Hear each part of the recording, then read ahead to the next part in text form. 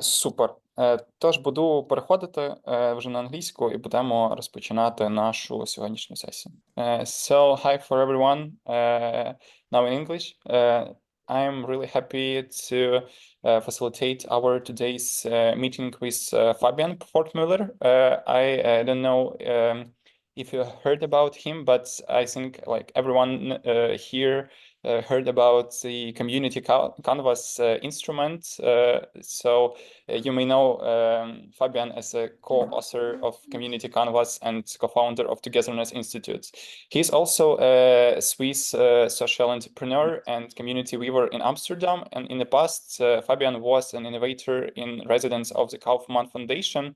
He is also co-founded Sandbox and a global community of young change makers with more than like 1,200 active members in 40 plus hubs across the world. And he also helped to build a community around National Public Radio, the biggest like non-commercial net of radio station in USA. So he has like really wide experience of community building. So today we will talk about building of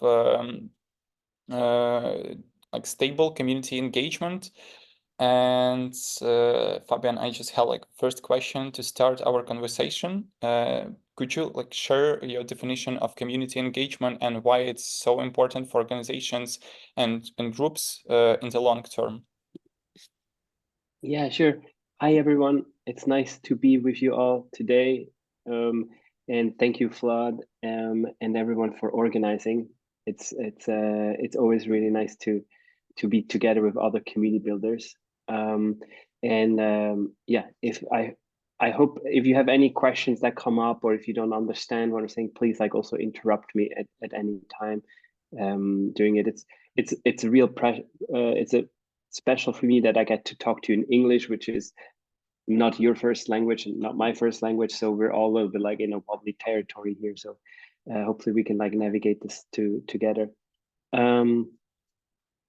Yeah, so Vlad asked me about like community engagement, and I'll start with like defining what is community before even going to community engagement. You know, I think we live in a world where the word community can mean then many different things to many different people. And I think one of the things I've learned is that if I work with community, if I care for community, that it is really important that I have my own definition of what community is. And I think it's important for us all like to have our own definitions of community. And for me, the essence of community is relationships. That essentially what communities are relationships. They are not technology. They are not even engagement. They are not tools. They're not strategies. They are relationships. That's the essence of what community is about. And the way I define communities for myself is I think of community as a web of relationships around the shared purpose. So that it is relationships, not just some relationships, a whole web of relationships, but specifically all coming together around one shared purpose. And there's many different communities with many different purposes, but that's like how I think about it. And community engagement is really like, if I think about the definition of community engagement, is like, how do you keep this community alive? How do you care for this community so it continues to exist for the long term? That's what community engagement is in my perspective. And why does it matter? I think that look at this group right now, right here. I don't know how well you know each other all, but any group of people coming together for me is like a gift. It's like a potential. It's like there's so many things that could become possible if all of us here would build very strong relationships over time.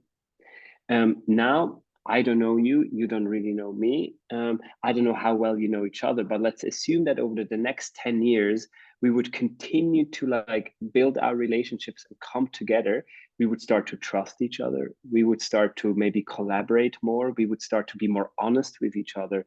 Maybe we would have a deeper sense of solidarity with each other.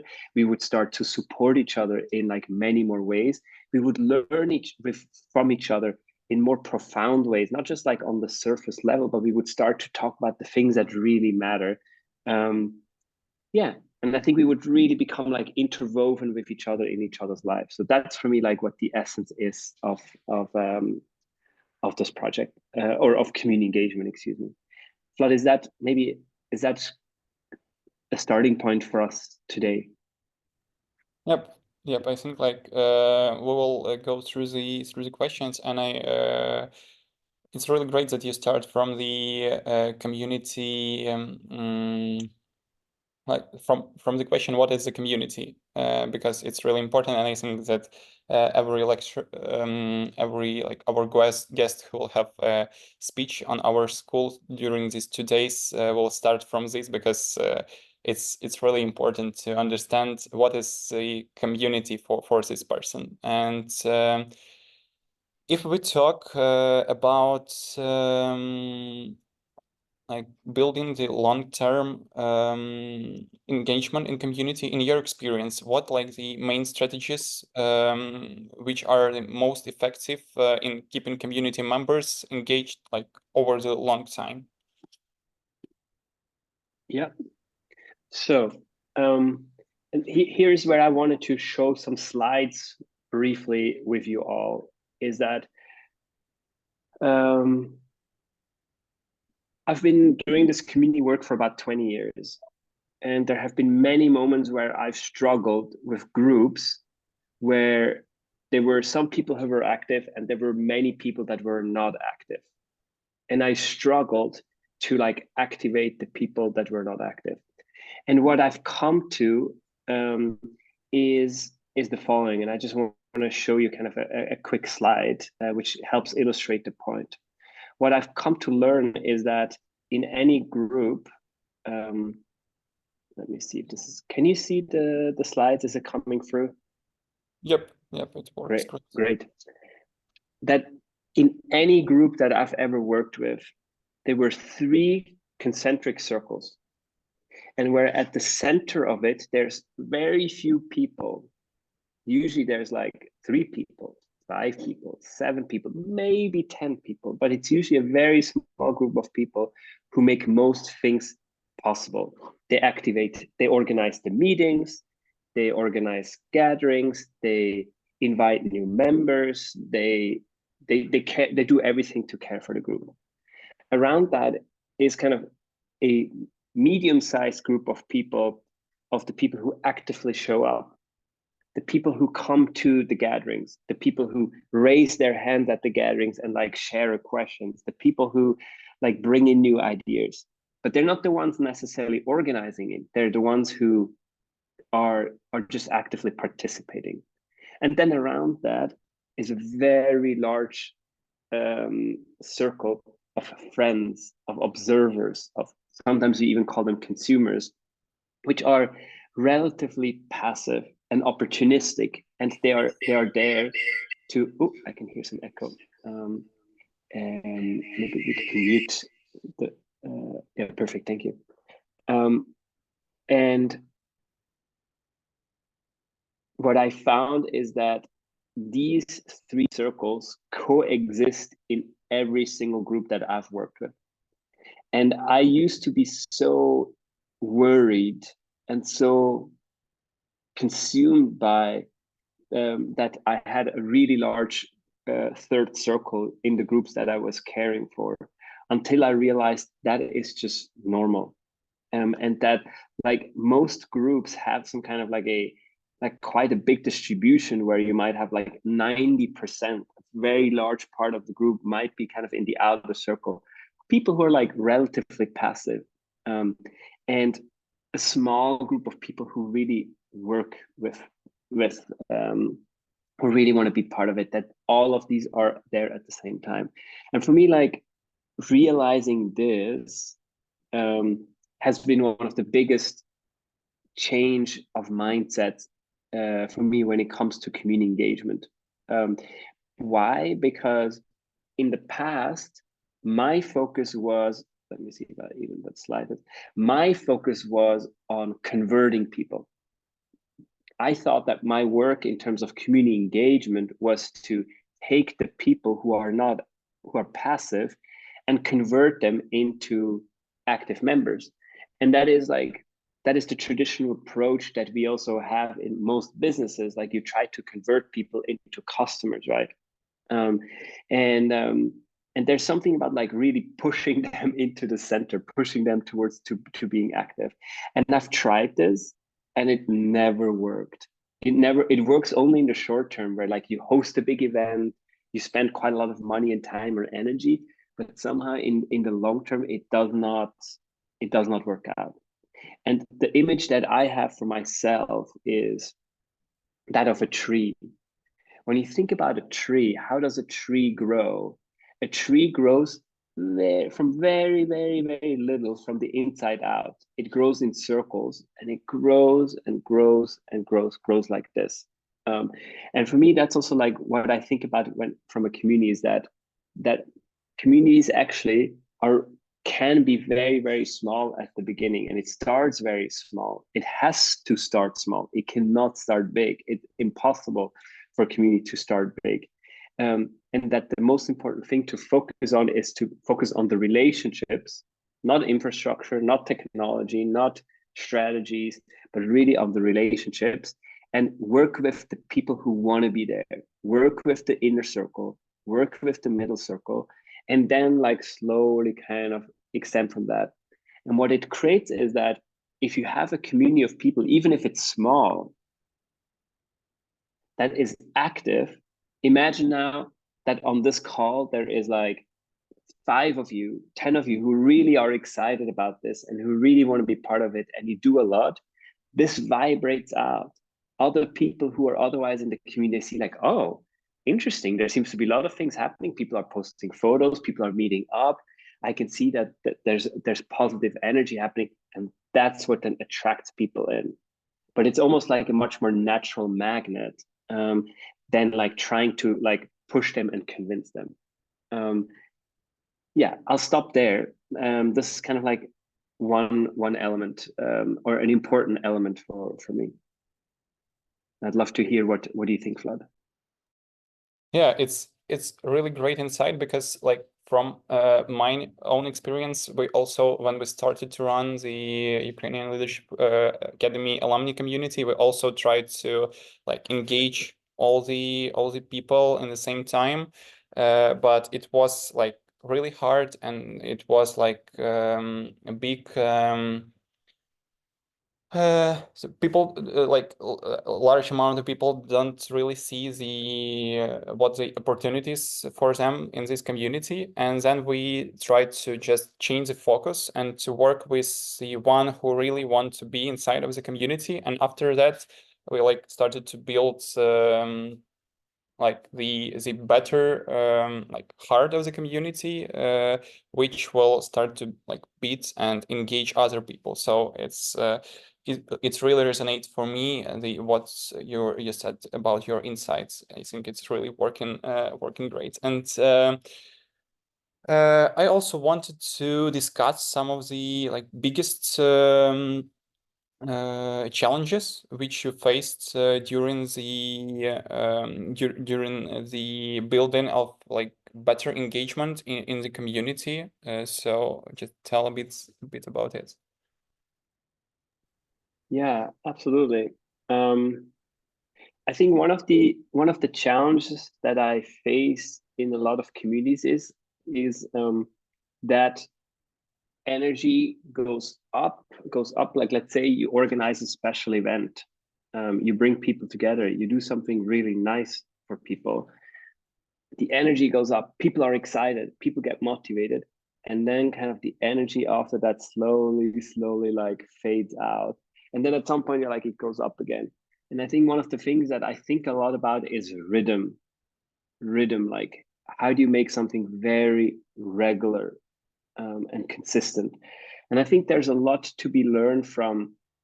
There's so much I think we can learn from all the communities around us. I think community is nothing new. I don't think anything about community is about inventing anything. It's actually looking around, looking at the world and learning from that, and also remembering. I think there's old ways of how we have come together for thousands of years, and to kind of reconnect to that. And I think many communities have understood the importance of rhythm. Some of the communities, some of the religious communities know that really well. Like some of religion know that like you got to have something every week. It's always at the same time, in the same place, and has the same structure. And that just creates a sense of consistency.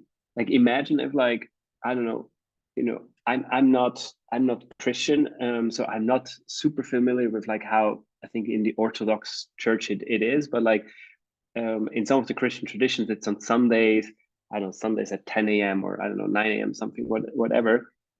Imagine if it would be sometimes it's on Sundays, sometimes it's on a Wednesday, but it's not quite clear when. Like it would be much harder to engage. But if you know, it always happens on a Sunday, always at the same time, at the same place, it just creates a heartbeat and it creates a consistency. And I love this idea of, for me also, one of the metaphors I think of with a community is like a garden. I think a community is a beautiful garden with many different flowers and plants and animals and like many different things happening. And in order to take care of a garden, you have to give it water very regularly. You have to care. You have to maybe also even weed out. We can talk more about the weeding out, but you have to take care of the garden regularly, because if you only come every 3 months or every 6 months with a lot of water, that's not actually going to help the plants. You have to be there very regularly. So for me, like rhythm, consistency, heartbeat is one of the most important things. The other, I feel like the other challenge I have faced and I continue to face is that I myself or other people around me, especially if they are volunteers, that they burn out. There's so many people who, I imagine some of you are like that, that really care for the communities you're part of, and you love to give a lot to it. But you give and you give and you give and you give, and at some point, like you just like are done and you burn out, and then people leave, and then the community kind of like struggles, and because when you leave, like a lot of things stop happening. And I think that's one of the biggest challenges that a lot of groups have not figured out, and I continue to struggle with, like, how do we really take good care of our volunteers? How do we take really good care of the people who put a lot in there? I think the answers to that might include, we have to talk about resourcing and money, even of volunteer work. We have to talk about, like, do we expect them just to do this for free, which are uncomfortable conversations to have in a community. Second, I think we just have to create a culture of gratitude, just to say thank you to people. There's like so many people do so much for these groups and nobody ever says thank you, you know? Yeah, I'll pause there. And I see someone's name, someone put her hand up, but because I don't read Cyrillic, I can't even read the name. So Polina, it's Polina. Polina. The question. Polina, I would love to hear what you I think. want to share that in Kharkiv, we have a project to support volunteers. And I'm really grateful that you understand that volunteers need this gratitude, because the main aim of our project was to say them thank you and please stop and relax, breathe out. Because when you volunteer in Ukraine, it's not just a hobby, it's not just for fun, it's about survival. And people, especially in 2022, they worked like 14 hours per day, just volunteer work. And now the most, and the biggest challenge is to raise money for this project, was because lots of grant applications and lots of projects, it's about more work for volunteers. So really thank you that you said about this, because it's really important for me and for us. And also I have a question, like when we can't make and raise money to pay people who make lots of volunteer work in a project, or for example in a community, how we can more support and motivate people who make this active circle of people who organize the supportive community. Except from money, what other things can you recommend? Maybe something like that. Thank you. Yeah. Thank you, Paulina. I think I understand your question. Like what are other ways to draw them in or motivate them to be active? And I think it also, for me, what comes to mind also connects to what you were talking about before. I imagine that for many of you, you know, again, like working with volunteers in your context is very different than like in some other contexts, because there's such consequences to the work that you do. And I think people have just been giving so much for the last 2 years that like batteries are, and there's no end in sight, that batteries are empty. And I don't know how to work through that. I think, you know, that this is a very challenging situation. One thing I have learned, or I'm continuing to learn about, is that the biggest source of energy for people to be in a small group of volunteers and to give a lot is friendships. It sounds very basic, but if the small group of the core of an initiative really develops a sense of friendships, that is a tremendous source of energy. I mean, it sounds so basic and simple, but it really is. Like, I think it's what I see in the groups I've worked with as the biggest, most sustainable source of energy. Second, I think there is something around the way that we as organizers treat each other is going to replicate how the group treats each other. And what I mean by that is, if we have an unhealthy way of working together, like by, for example, saying, we got to work more, or be like, this is not enough, it will ripple out as a culture across the group. And I think one thing I'm asking myself, and again, like I'm doing that in the privileged context of living in a country that is not at war. But the question that I ask myself is like, how can we embody in this group a sense of health and well-being? Even maybe if the world around us does not have that, can we make this a group that embodies a sense of health and well-being, even if the world around us does not have that? Then I have some more tactical things, I think, with like volunteers. One is visibility. Like, people also appreciate just to have a little bit more visibility. Like, if you have a website, make sure to list the volunteers. If you have a social network, like make sure, like give special visibility to the volunteers. Like maybe they have a profile that has a little extra badge on it or whatnot, just to give them, to uplift them. That can also be one way of saying thank you, because often communities can also be portals that through which we find new job opportunities, or we use it as something that we can maybe use. People use it also for like applying to jobs and whatnot. So that can be something that helps. Those are some things that top of mind come to mind.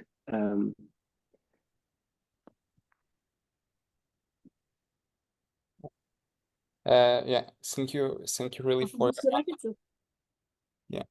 And yeah, so I think we could continue. I could pass to my next question if you're done with the past one about the like challenges, or maybe you have something else on your mind to add about it and how to deal with them.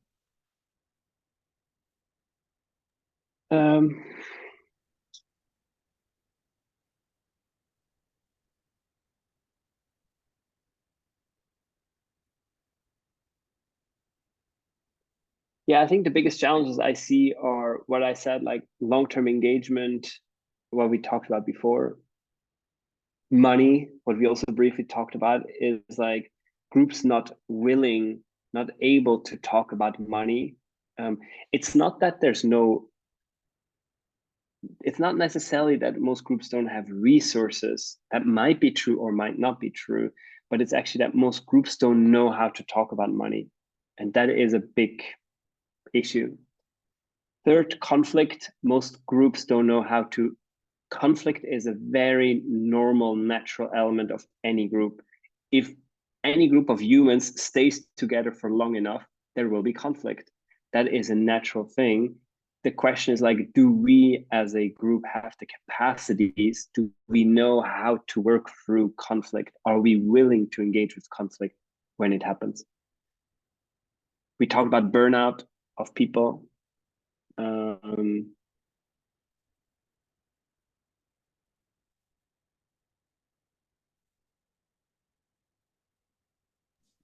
Yeah, I think those are some of the biggest things that come to mind right now. Where do you want to go from here, Vlad? Yeah, I think we could like go into the topic of some like measurement of engagement. So we always try to find the way to measure what are the active community members and what are like the passive. It's like really important, especially when you work with business communities, because they always want to like see some information that's what the like impact of your work on the community, and it's like also really important in NGOs communities, but maybe people sometimes like think less about it. And it was really great that you tell about this 99 and 1%. That's like the 1% which are the most active, 9 which are like active but not as much, and like 90% which are like just members or friends of community. And maybe you have some more insights to just help us understand which is like normal, because we sometimes see a community and see that there are only like 10 people are active, and is it normal or not? And like how we also could measure activeness and engagement in community. Yeah, this is a question I think about and work on a lot, and I've been doing it for 20 years and I still don't have good answers. And I think profoundly philosophically, we live in a world that only appreciates things that can be measured. And yet there are things in this world that cannot be measured. Like love. Love is one of the most important forces in the universe, and yet it can't be measured. Does it mean it's not important? Does it mean it has no impact on our lives? No, it's actually incredibly impactful, but the current capitalistic system cannot categorize and break down love into small pieces.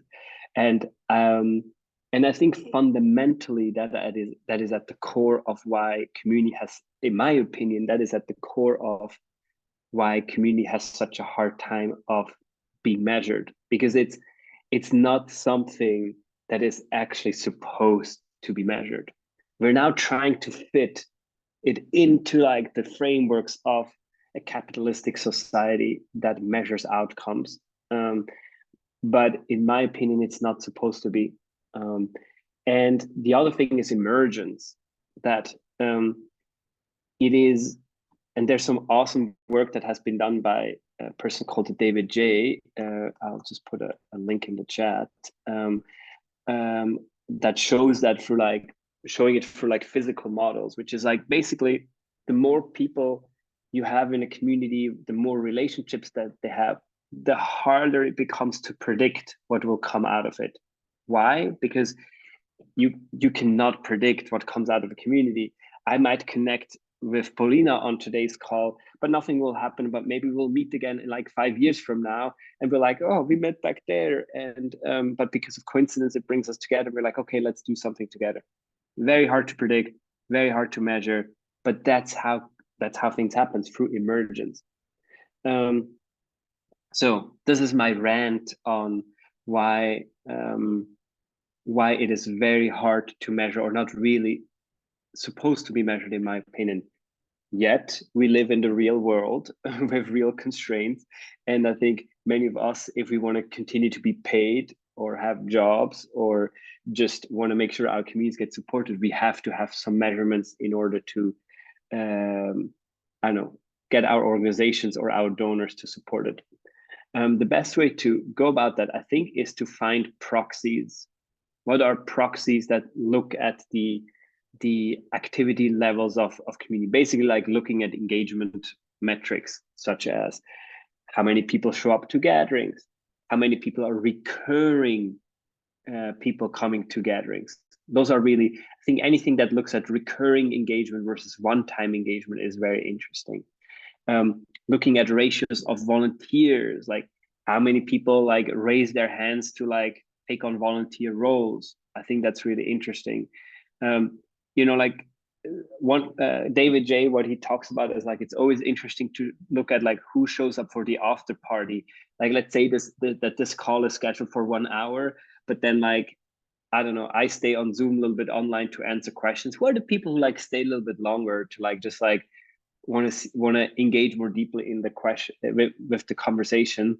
Those would be like an interesting success metric to see, like how many of those do we have. But I think the most traditional one is really focused on activity levels, measuring like how many gatherings do you do, how many people show up, like how many of them are recurring. If you're very if you are sophisticated and like you can invest a lot of energy and time into measurement, you could also measure like relational density, such as how many people have connected with how many people since the last time that you measured. Like over the last 6 months, how many more people have you met? How strongly do you relate to them? That would be a really interesting thing to measure, but it just takes really big surveys, a lot of time, a lot of energy. And there's, of course, like the more superficial success metrics you can take from like technology. Like you can look at like the stats of your social network, how many posts, what's the engagement per post, those kind of things. Yeah, that's probably not the answer you were hoping for, but that's just my slightly disillusioned and yet kind of where I'm at with that question. And I think that like the main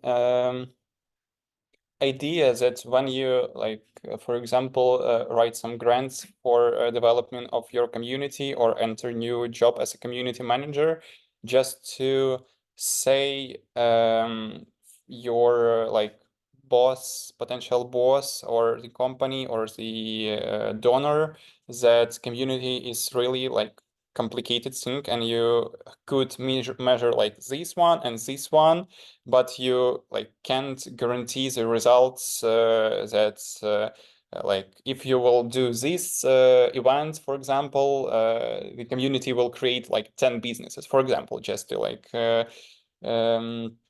just an example. So it's really important to understand that we are working in this field that's like hard to measure, and there are a lot of things which are not measurable, but still is like really important. So it's like the main insight for me here. And Yaroslav, do you have some additional?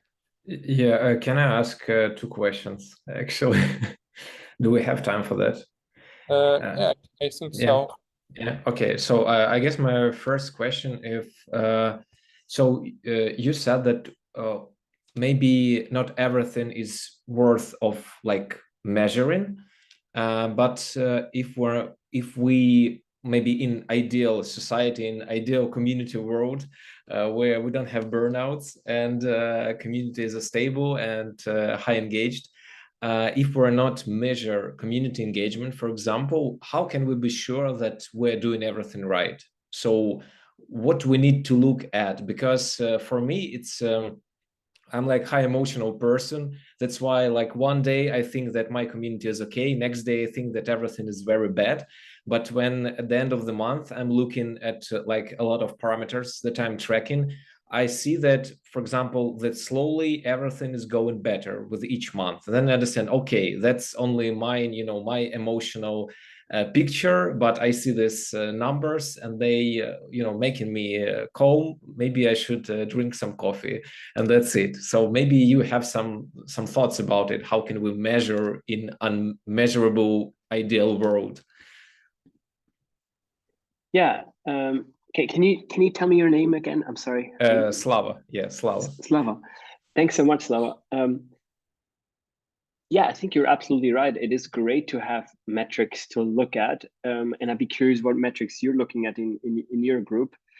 I think that the other thing is just also to like really be patient in our work with communities. It's like, again, like there's a lot of like ups and downs, but like for me, like the work of community is the work of 5 years, 10 years, 20 years.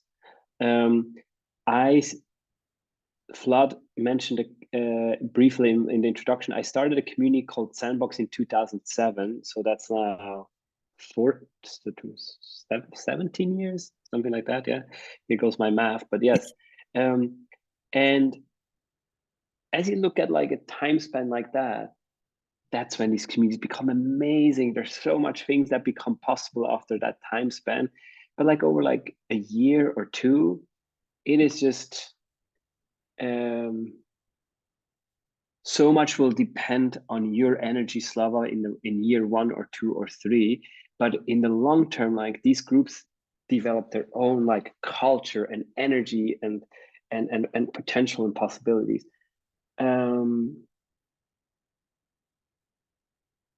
I think for me, the most important thing in the measurement is to not get confused by the third circle. Personally, I might communicate the third circle to the donor, but if I focus on the third circle myself, I get distracted. And my personal success metrics are focused on the inner circle and the middle circle.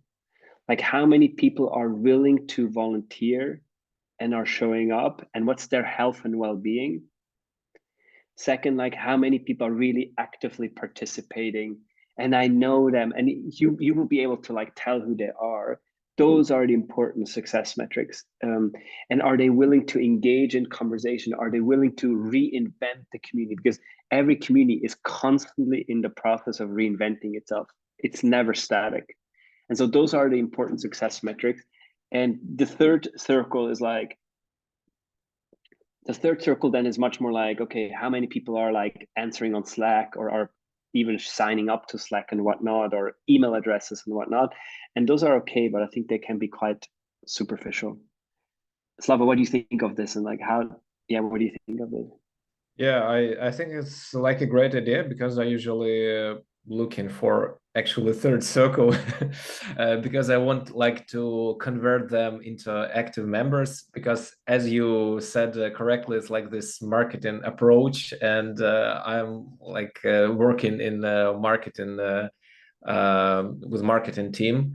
So yeah, maybe it will help me. Maybe you calm down my soul, and now I'll be looking for, you know, this first 2 circles.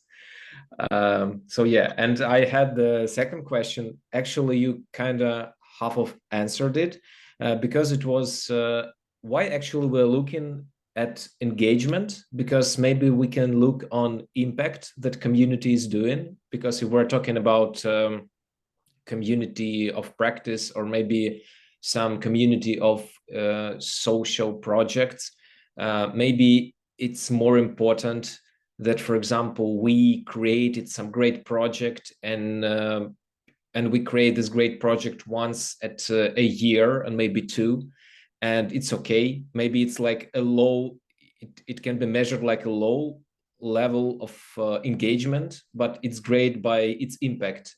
And maybe in other communities where there are a lot of people and there are a lot of activities, they don't have a lot of impact. It's just, you know, there are a lot of messages, maybe trolls, maybe someone posting memes or something like that. People are gathering on events, but actually they cannot even associate themselves with community they're in. They just say that, oh yeah, it's kind of fun, but nothing more. What do you think about it? When I listen to you, Slava, like what comes up to me is that I think the best communities are the ones that there is someone at the center who really wants that to be their community. Like if you, Slava, feel like I just want to bring people together once a year and do that, and that's what you really want, that's the communities that should exist in this world. I think there's some communities that are just, I think nobody really wants them actually to be there, but they still are there. And sometimes, yeah, I think on it, like this, me maybe being a little bit, I don't know, take it for what it's worth. I have many opinions, and they sound very strong, but they are just like, I'm just figuring things out myself. I'm in the same boat as you all, you know? And what I'm saying is that I think there's like communities that are started often by businesses. I don't know if they would exist if the business did not have like a profit motive it's trying to pursue. I know if there's an individual who would, sometimes they do, and maybe Slava, in your case, could be, you might also feel personally for it, which is beautiful. Those are the communities that need to exist. And it's one of the mysteries of communities that it's something that a person called Peter Koenig, you can Google him, has talked about. It's called the source principle, that like some of the most successful communities or collaborative projects have one person at the center who really just wants to make it happen, who brings their soul and heart and passion into it. And I think that's the future. That I think those are the communities that should thrive, or that the world. I'm not sure what I'm saying, but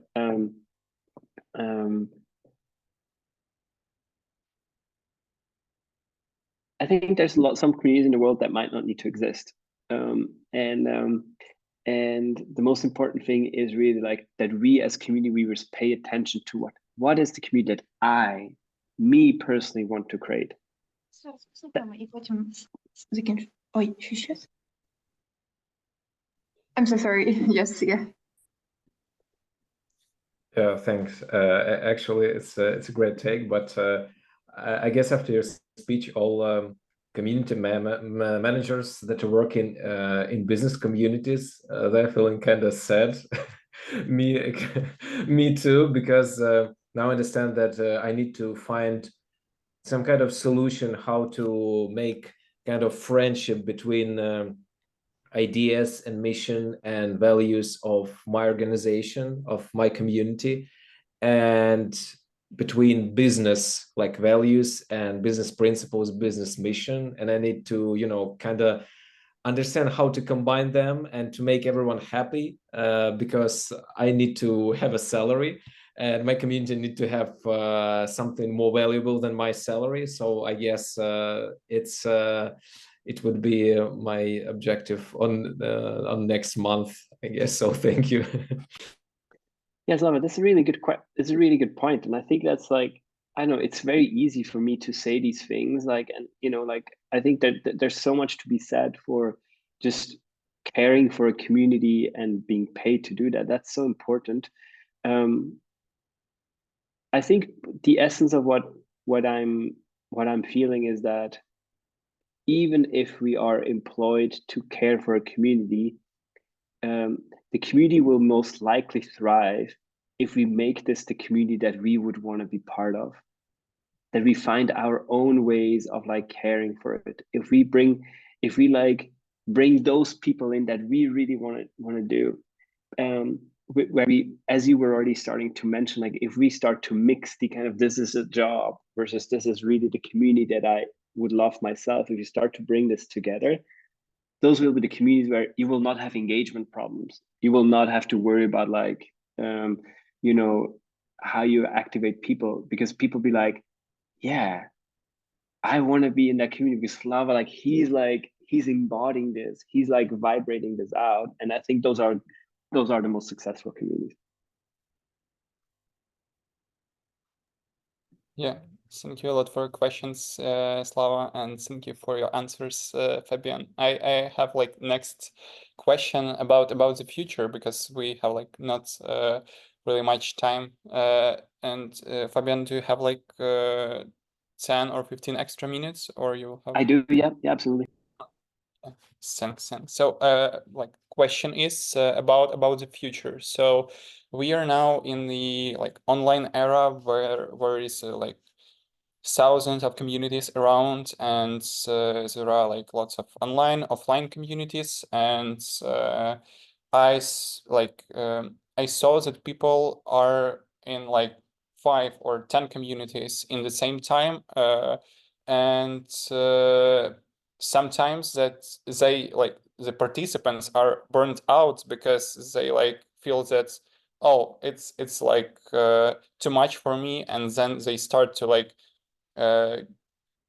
exit all the communities. Yeah, I just want to hear from you. What do you think are the trends for the future for the communities and community engagement? And do we still have like big online communities, or there will be a tendency to have like smaller and more I don't know, like smaller and more friendly and like deep communities? So what do you think about it? Yeah, I think you actually, the way you described it, Vlad, is really, I think that's really true. I think where we are right now, I think there's a lot of people who are, I have the feeling that many people in the world feel spread thin, that they feel like they don't have enough time to do whatever they want to do in life already. And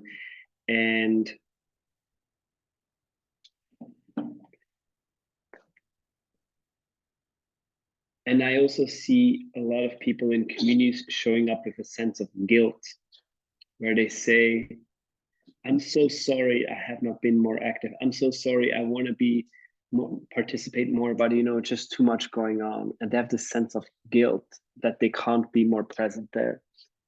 And my feeling is, and this is not, I'm not very clear on it, but my feeling is that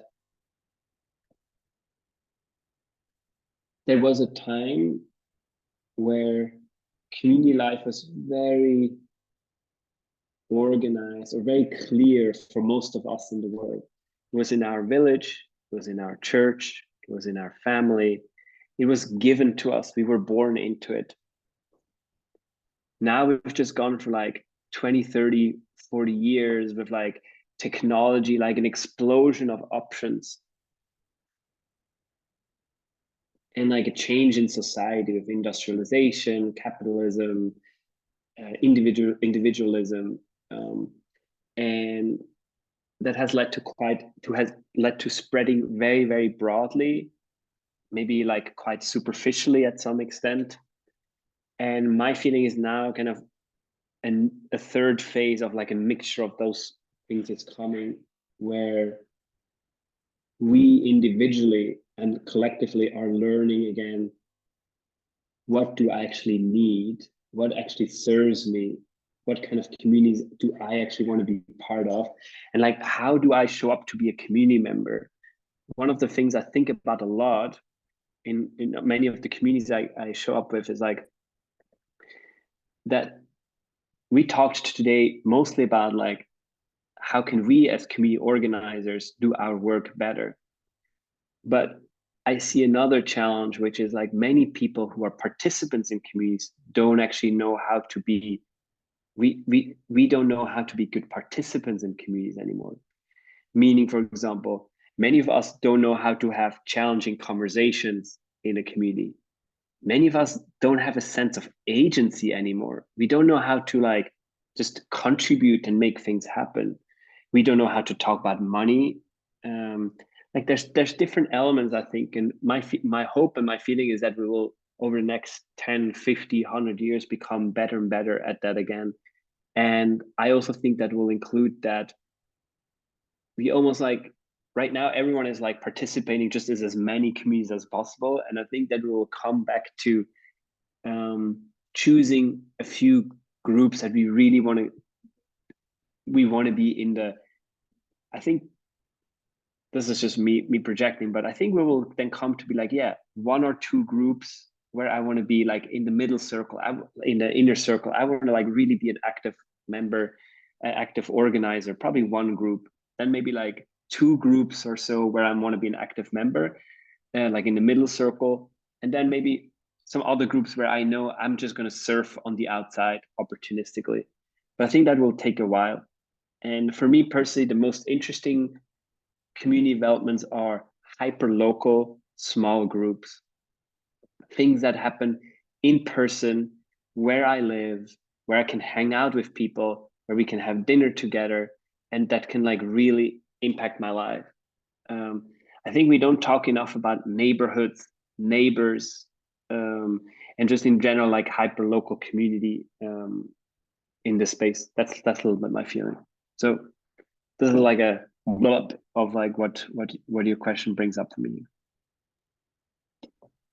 Really great insights about learning how to be a community participant, not only to be a great community manager, because like when you said it, I started to reflect and to just put it on me, because when we are community managers, we are waiting from like other people that they would be really active in the communities that we manage, but then we have to ask ourselves if we like have an opportunity to be an active members of so much communities, and the answer is like totally no, because our resources are not like unlimited. So it's really great insights for us. And the question which I want to like close this conversation, maybe someone will have like more question, and we will have an opportunity to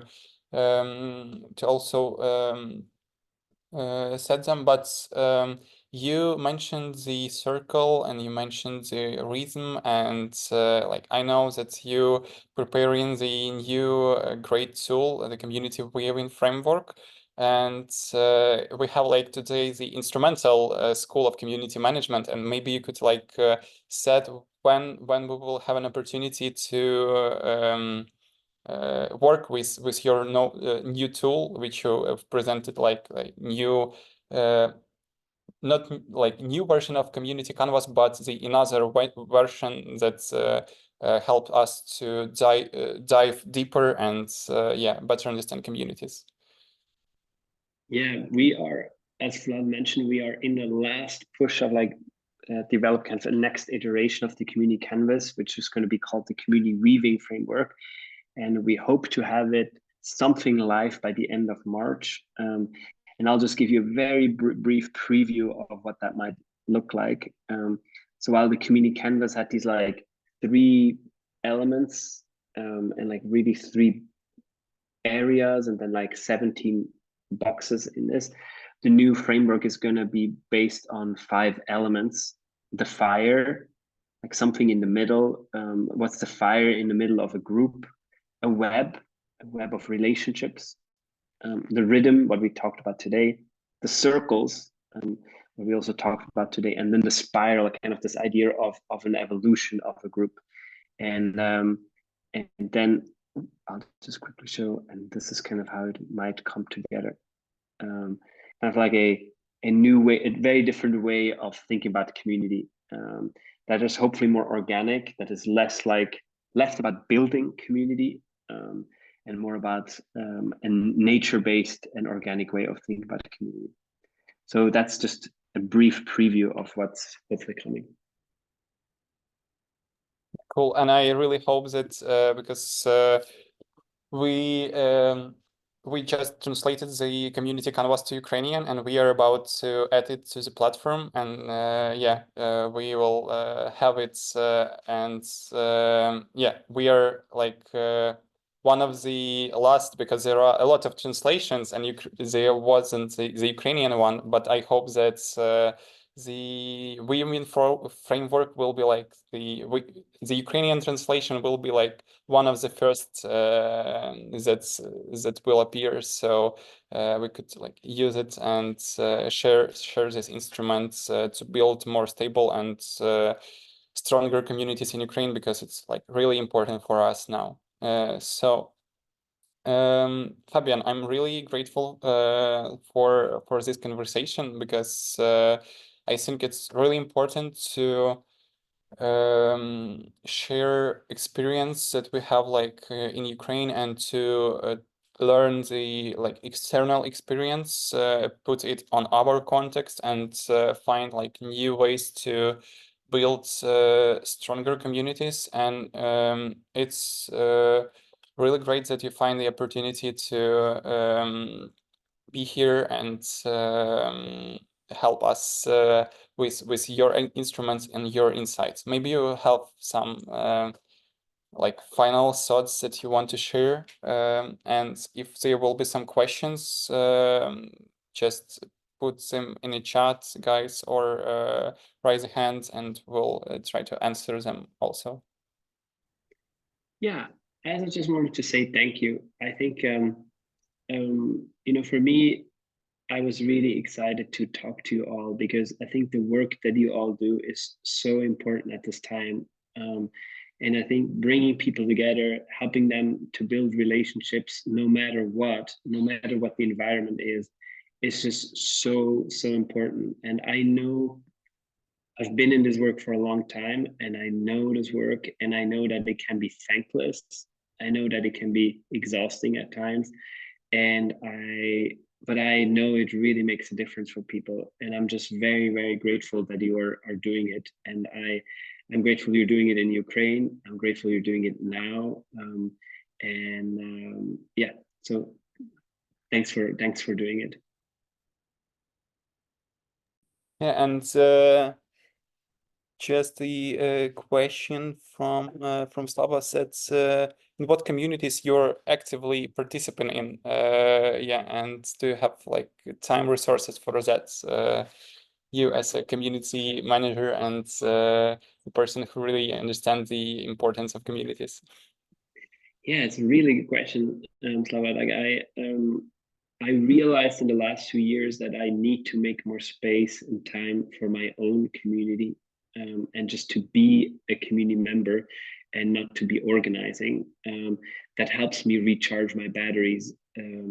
And I also realized that this approach of that I call weaving from the inside out, start small communities and build bigger, is also really important. And for me personally, it means to focus with my relationship on my romantic relationship, like my wife, and on my friends that are just around me, like the people that live in the same city as me, and then kind of go from there.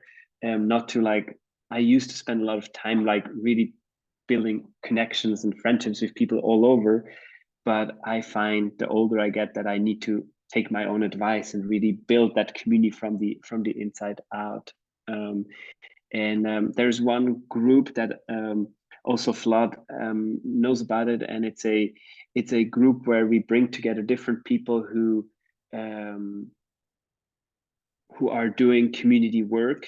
Like it's kind of a community of community builders, mostly in the nonprofit space. We host these like monthly conversations, and it might be interesting for you all as well. The website is still a little bit like a work in progress. And if you want to sign up to get the invitations emails, please sign up on the Google group. The sign up sheet on the website will probably take you to nowhere. So yeah, something to do. And thank you once again. I will save all the links and information, and I will share it in our chat, so everyone from our participants could find it. And yeah, one time, like, thank you a lot, and I hope it's like totally not the last meeting with Ukrainian community of community managers. And I will be really happy if like next time we will have a meeting and introducing of your new instruments, and we could present it for Ukrainians too. So yeah, thank you a lot, and Thank you, everyone. Thank you, Vlad, for organizing. yeah, thank you. And I will pass to Ukrainian to just have some details for our participants. Друзі, ми побачимося з вами уже дуже скоро. Добирайтеся, ми будемо бачитися з вами офлайн за 40 хвилин буквально, і будемо продовжувати в Українсько-данському молодіжному домі. Ось, наша онлайн-частина на сьогодні завершена. Дуже дякую всім, хто був з нами. Побачимося з вами офлайн. Вже дуже на це чекаю. Yeah. Thank you, Fabian. Bye. Bye-bye, everyone. Thank you.